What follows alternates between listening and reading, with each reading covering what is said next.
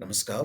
हमने पिछले वीडियो में ये देखा कि आज की तारीख में झारखंड में कोयले की रॉयल्टी के ऊपर राजनीति हो रही है। सत्ता पक्ष मुख्यमंत्री हेमंत सोरेन की तरफ से ये दबाव बनाया जा रहा है कि केंद्र सरकार के ऊपर 1,41,000 करोड़ के आसपास का रॉयल्टी बकाया है, जो कि केंद्र को देना चाहिए। सरकार अभी बनी है और सरकार बनने के बाद इस बात को हवा दी जा रही है कि कोयले की रॉयल्टी सरकार केंद्र सरकार रोक करके रखी है, जिससे कि झारखंड का विकास जो है कहीं न कहीं रुकता हुआ दिखाई पड़ रहा है। आज के हम इस वीडियो में फैक्ट्स के साथ, तथ्यों के साथ हम झारखंड की वर्तमान स्थिति के बारे में जायजा लेंगे और भविष्य की क्या चुनौतियाँ हैं, उसके बारे में समझने की कोशिश करेंगे। इस वीडियो का संदर्भ हम ये आपके पास रखना चाहते हैं कि झारखंड की आर्थिक विकास की गति क्या है, आर्थिक विकास की गति का सामाजिक विकास से क्या तात्पर्य है और झारखंड के आने वाले भविष्य में क्या-क्या चुनौतियाँ खड़ी हो सकती हैं आज के वर्तमान में जो आर्थिक तथ्य हैं, उनके संदर्भ में। ये हम आज के इस वीडियो में समझने की कोशिश करेंगे। आपसे निवेदन है कि वीडियो को ध्यान से सुनें, अगर नोट करना चाहें तो पेपर में नोट भी करें, अपने कमेंट को लिखते भी रहें और चैनल को सब्सक्राइब भी करते रहें और वीडियो को व्हाट्सएप पे दोस्तों के साथ साझा भी करते रहें। तुलना आखिर में झारखंड के लोग अपनी तुलना जो है बिहार से करते हैं। ये तुलना सबसे पहले तो गलत है।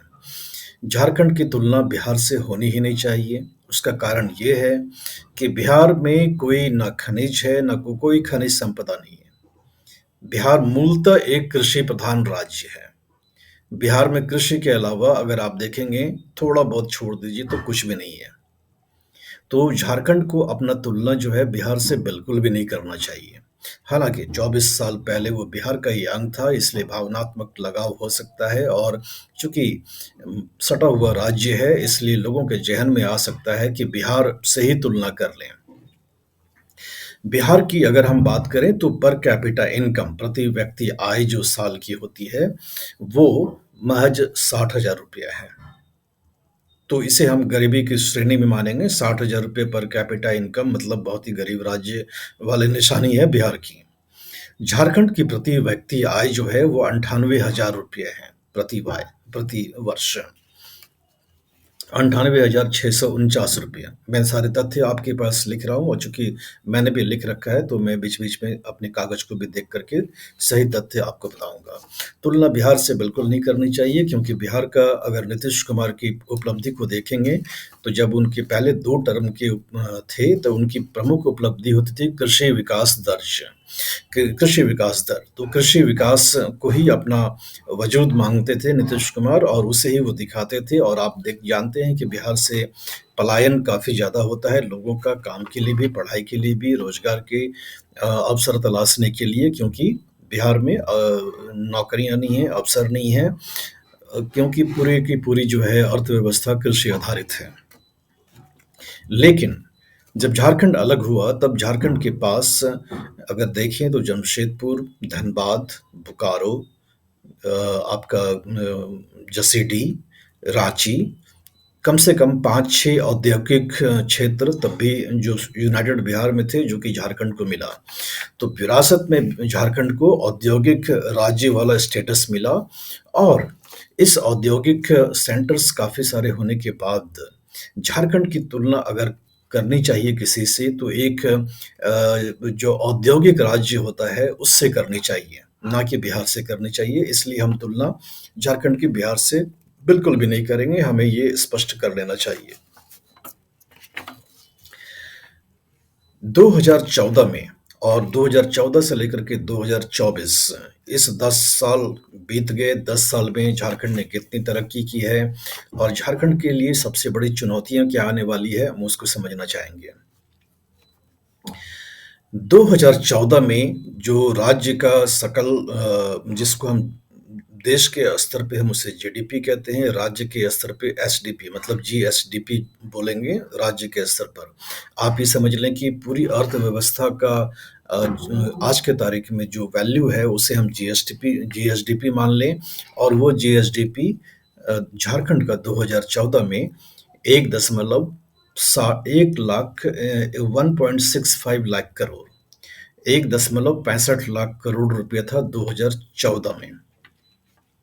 ये जीएसडीपी बढ़ कर के हुआ दो 2.29 लाख करोड़ 2019 में, और ये बढ़ के हो गया 2.778 लाख करोड़ 2024 में।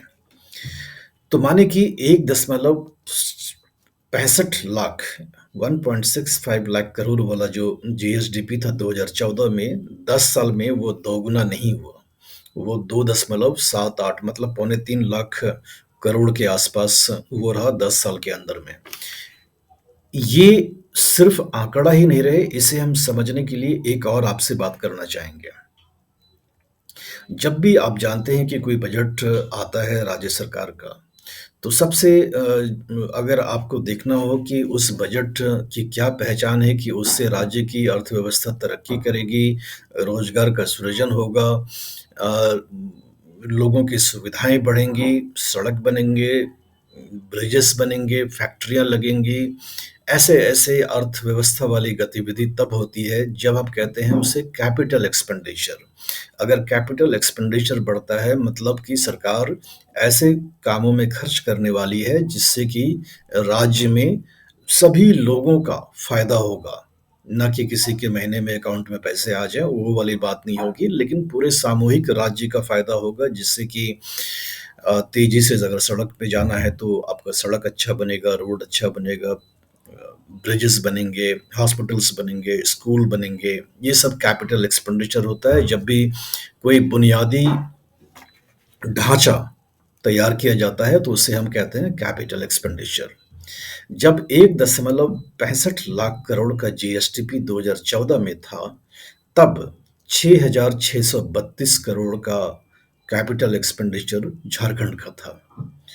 तो अगर हम देखें उसका मतलब हुआ कि तकरीबन आप मान लीजिए कि 4% जो जीएसडीपी था झारखंड का, 4% ही महज आपका कैपिटल एक्सपेंडिचर था। 1.65 लाख करोड़ का जीएसडीपी और 6,632 करोड़ का कैपिटल एक्सपेंडिचर। थोड़ा इसको अगर आप समझना ये चाहेंगे कि और अच्छे से समझ में आ जाएगा कि अभी जो हेमंत सोरेन की सरकार बनी है और अभी जो उन्होंने एक बजट दिया है सरकार बनने के बाद, चूंकि मार्च का महीना है और अभी सरकार बनी है दिसंबर के पहले हफ्ता में बनी है, तो सिर्फ 4 महीने का ही समय बचा है। तो 4 महीने के लिए जो बजट दिया है उसमें अकेला जो महिला एवं बाल विकास मंत्रालय को जो बजट दिया है, उन्होंने करीबन 6,300 करोड़ रुपए का दिया है, जबकि इस पूरा का पूरा जो बजट दिया है इस 4 महीने के लिए, वो जो है आपका करीबन 11,000 करोड़ के कुछ आसपास है। तो ये 6,300 करोड़ रुपए के आसपास सिर्फ महिला एवं बाल विकास मंत्रालय को दिया गया है, जो मंत्रालय मैया सम्मान योजना को कार्यान्वित करेगा। तो आप देखें कि 2014 में जो पूरा जो कैपिटल एक्सपेंडिचर था, लगभग उसके बराबर आज के तारीख में इस 4 महीने के लिए महिला बाल विकास मंत्रालय को आवंटन किया गया है। इस बात को आप थोड़ा याद रखेंगे, इसके पीछे इसके ऊपर हम वापस लौट करके आएंगे। अभी हम वापस चलते हैं कैपिटल एक्सपेंडिचर पर। कैपिटल एक्सपेंडिचर माने वो खर्च जिससे कि पूरे राज्य के लोगों का सामूहिक विकास होता है, जिससे कि आने वाले समय में आपकी अर्थव्यवस्था भी अच्छी होती है, जिससे कि रोजगार के सृजन होने का जो साधन होता है वो तैयार होता है, जो आपके जीवन में आमूल परिवर्तन करेगा वो तैयार होता है। माने कि नया हॉस्पिटल, नया स्कूल, नया कॉलेज, नई सड़क, नए ब्रिज इत्यादि इत्यादि। तो जो भी नया चीज सरकार बनाती है उसे हम समझ लें बड़े आसान से भाषा में कि उसे हम कहते हैं कैपिटल एक्सपेंडिचर। वो कैपिटल एक्सपेंडिचर महज करीबन 4% था जीएसडीपी का 2014 में। वो बढ़ करके 2019 में जब रघुवर दास की सरकार गई, जब वो चुनाव हार गए, तब वो पहुंचा था 2.29 लाख करोड़, मतलब 38% के आसपास उन्होंने जीएसडीपी को बढ़ाया था रघुवर दास ने अपने 5 साल के कार्यकाल में। जब वो 2.29 लाख करोड़ पहुंचा, तब ये जो आपका कैपिटल एक्सपेंडिचर है ये हो गया 15,132 करोड़। तो माने कि यहाँ पर एक अच्छी बात ये है कि अब जो कैपिटल एक्सपेंडिचर है जीएसडीपी का लगभग-लगभग 7% हो गया। मतलब जो 2014 में 4% हुआ करता था, वो हो गया 7 से अधिक फ़ीसदी 2019 में, यानी कि अ, डबल हो गया और लगभग-लगभग डबल हो गया, 2 गुना हो गया। 2019 के बाद 2024 में वो जीएसडीपी जो पूरे झारखंड राज्य की अर्थव्यवस्था का जो अगर मापक है, उसका वैल्यूएशन क्या है, तो वो हो गया 2.78 लाख करोड़ 2024 में, इस वर्ष 2.68 लाख करोड़ हो गया इस वर्ष। ज्यादा खुशी होने की बात नहीं है, पूरे 5 साल में सिर्फ 20% के आसपास बढ़ा। अब इसमें कैपिटल एक्सपेंडिचर हमारा जो है 2024 में जो हमने देखा वो था 24,828 करोड़।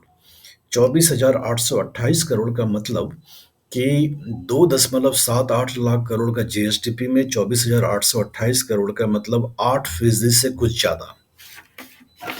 तो 2019 से लेकर के 2024 के बीच में जिस गति से कैपिटल एक्सपेंडिचर को हमने पिछले 5 साल में बढ़ाया था, उस गति से हमने नहीं बढ़ाया। हमने लगभग दोगुना कर दिया था उस समय कैपिटल एक्सपेंडिचर, और जब इसको किया तो ये महज आपका हम समझते हैं कि 9,000 करोड़ बढ़ा 15,000 में से, तो आपका करीबन 60% बढ़ा। तो डबल नहीं हुआ, 60% के आसपास आपका कैपिटल एक्सपेंडिचर बढ़ा। कहने का मतलब ये जो तेजी थी 2014 से लेकर के 19 में, वो तेजी 2019 से लेकर के 2024 में नहीं रही। अब मैया सम्मान योजना में 2500 रुपये महीने देने की कोशिश कर रहे हैं हेमंत सोरेन की सरकार, और इसकी वजह से राज्य के ऊपर क्या वित्तीय बोझ आएगा, और जो सामूहिक विकास के लिए जो पैसे खर्च होने चाहिए थे, वो पैसे आएंगे कि नहीं आएंगे, केंद्र सरकार से जो कोयले के राजस्व का बकाया की मांग कर रहे हैं वो मिल पाएगा कि नहीं मिल पाएगा, वो बहुत बड़ा यक्ष प्रश्न है, उसका उत्तर अभी बाकी है। वीडियो को ध्यान से सुनिएगा, नोट करते रहिएगा कलम कॉपी से, क्योंकि हम जानते हैं कि झारखंड में हमारे जो दर्शक हैं बहुत ही जागरूक हैं और वो काफ़ी समझ-बूझ वाले लोग हैं। तो आप कमेंट में भी लिख करके अपनी राय बताइए, ताकि हम अगले वीडियो में उसके ऊपर भी चर्चा करें, और अपने जो जनप्रतिनिधि हैं उनके साथ भी आप इस तरह से सार्थक चर्चा कर सकते हैं। कर्ज किसी भी इंसान की ताकत को बांध देता है। वही काम कर्ज करता है किसी राज्य की अर्थव्यवस्था के लिए। की अर्थव्यवस्था को भी कर्ज बांध देता है। अगर आप देखते हैं कि कैपिटल एक्सपेंडिचर मतलब वो खर्चा जिससे कि राज्य का सामूहिक विकास होता है, अगर उसकी गति में कमी आती है तो उसका कारण ये होता है कि कर्ज बढ़ रहा है राज्य का। मतलब राज्य के ने कर्ज अपने ऊपर इतना ज़्यादा ले लिया है कि उस कर्ज को चुकाने के लिए ही जो भी आमदनी हो रही है, जो भी कमाई हो रही है, वही पैसा उसमें जा रहा है। मतलब आप जो भी कमा रहे हो, वो आप सब ईएमआई में दे रहे हो। सीधी-सी बात में इसे हम ये समझ सकते हैं। कर्ज का जो सूचक है अर्थव्यवस्था में, उसे कहते हैं फिस्कल डेफिसिट। फिस्कल डेफिसिट मतलब जो खर्चा किया और जो आमदनी किया उसका घाटा, सिंपल, उसे हम कहते हैं फिस्कल डेफिसिट। 2014 में 2222 करोड़ था, 2019 में 6252 करोड़ हो गया। लगभग कहें तो 3 गुना तो नहीं हुआ, लेकिन 3 गुने के बराबर ही पहुंच गया। 2019 से लेकर के 2023 के बीच में रिजर्व बैंक ऑफ इंडिया के रिपोर्ट के हिसाब से जो 6252 करोड़ 2019 में था फिस्कल डेफिसिट, वो हो गया 11,287 करोड़। मतलब अभी जो हेमंत सोरेन की सरकार ने जो प्रोविजनल बजट दिया है अगले 4 महीने के लिए, जो पूरा का पूरा बजट है, वो पूरे साल का फिस्कल डेफिसिट है। मतलब पूरे 4 महीने का जो बजट होता है, वो राज्य सरकार का फिस्कल डेफिसिट पूरे 12 महीने के बराबर है। आप ये समझ लें कि 11,287 करोड़ रुपये ये पिछले साल था, इस साल का आंकड़ा आना बाकी है। जब इस साल का आंकड़ा आएगा तो हमें मालूम चलेगा कि ये आंकड़ा और भी बढ़ चुका है।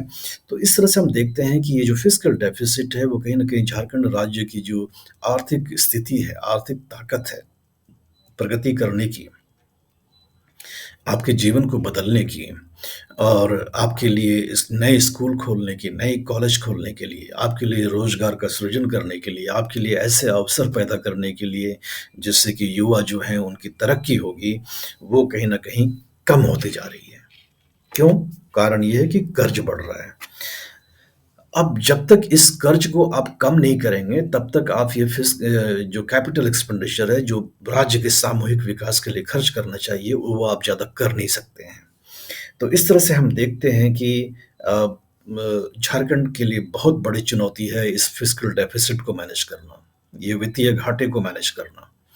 और ये वित्तीय घाटा अगर हम 2014 में देखें 2222 करोड़ था, वो लगभग 5 गुना बढ़ चुका है 10 साल में।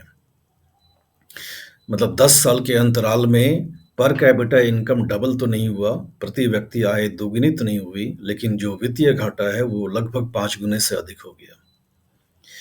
आप जीएसडीपी मतलब राज्य की अर्थव्यवस्था का जो पूरा भाव है, वो 10 साल में दोगुना तो नहीं हुआ, लेकिन जो वित्तीय घाटा है राज्य का, वो 5 गुना हो गया। जो कैपिटल एक्सपेंडिचर है, जिससे कि पूरे राज्य के सामूहिक विकास पर हम खर्च करते हैं, वो 10 साल में 4 गुने से भी कम रहा, 4 गुने से भी कम हुआ, लेकिन वित्तीय घाटा 5 गुने से ज़्यादा बढ़ गया। झारखंड सरकार के ऊपर टोटल लायबिलिटीज़ मतलब पूरी देनदारी कितनी है, वो थोड़ा हम देखें। 2014 में 37,840 करोड़ था 2014 में। 2019 में वही बढ़ के 83,737 करोड़ हो गया और 2024 में 1.18 लाख करोड़ हो गया। जो टोटल लायबिलिटीज है झारखंड की, वो 1.18 लाख करोड़ 2024 में थी और आपका जीएसडीपी जो है 2.78 लाख करोड़ है। मतलब 40% जो जीएसडीपी है राज्य की पूरी अर्थव्यवस्था का जो भाव है, उसका 40% आपके ऊपर देनदारी ही बन चुकी है। ऐसे में तुलना हमें बिहार से नहीं करना चाहिए झारखंड को, तुलना हमें करना चाहिए उड़ीसा से। उड़ीसा भी झारखंड के तरह ही माइंस और मिनरल्स खनिज के मामले में संपन्न राज्य है और वहाँ भी इंडस्ट्रीज उद्योग झारखंड के तरह से ही हैं। तो झारखंड को तुलना उड़ीसा से करनी चाहिए, जहाँ झारखंड में प्रति व्यक्ति आय 98,000 रुपये है, वहीं उड़ीसा में प्रति व्यक्ति आय जो है मैं आंकड़ा देख करके बता दूं 1.84 लाख है, मतलब झारखंड से 2 गुना। तो हमें तुलना बिहार से बिल्कुल नहीं करना चाहिए, क्योंकि बिहार से तुलना करने के लिए कुछ भी नहीं है, क्योंकि बिहार एक कृषि प्रधान राज्य है। तुलना आप करें उड़ीसा से, झारखंड को तुलना करनी चाहिए हर मामले में उड़ीसा से। और उड़ीसा में देखें आप कि उनकी अर्थव्यवस्था कैसी है, वहाँ के लोगों का जीवन यापन कैसा है, रोजगार के स्रोत कैसे उत्पन्न हो रहे हैं और कितनी तरक्की उड़ीसा कर रहा है। और आने वाले 5 साल में राज्य में जो विधानसभा में जो भी विधायक हैं, चाहे जयराम महतो हों या बाबूलाल मरांडी हों या बाकी सत्तासीन पार्टी की कल्पना सोरेन हों, जो भी उभरते हुए झारखंड के नेता और भी हैं, उनको देखना चाहिए कि झारखंड किस तरह से उड़ीसा से मुकाबला कर पाएगा आर्थिक गतिविधियों में। ये वीडियो आपको कैसा लगा, हमें आप कमेंट के रूप में बताएं, फीडबैक में लिखें। आप चैनल का लिंक अपने दोस्तों और रिश्तेदारों के साथ साझा भी करें और चैनल को सब्सक्राइब भी करें। आपके अगले कमेंट्स के ऊपर हम अगले वीडियो पर चर्चा करेंगे। धन्यवाद।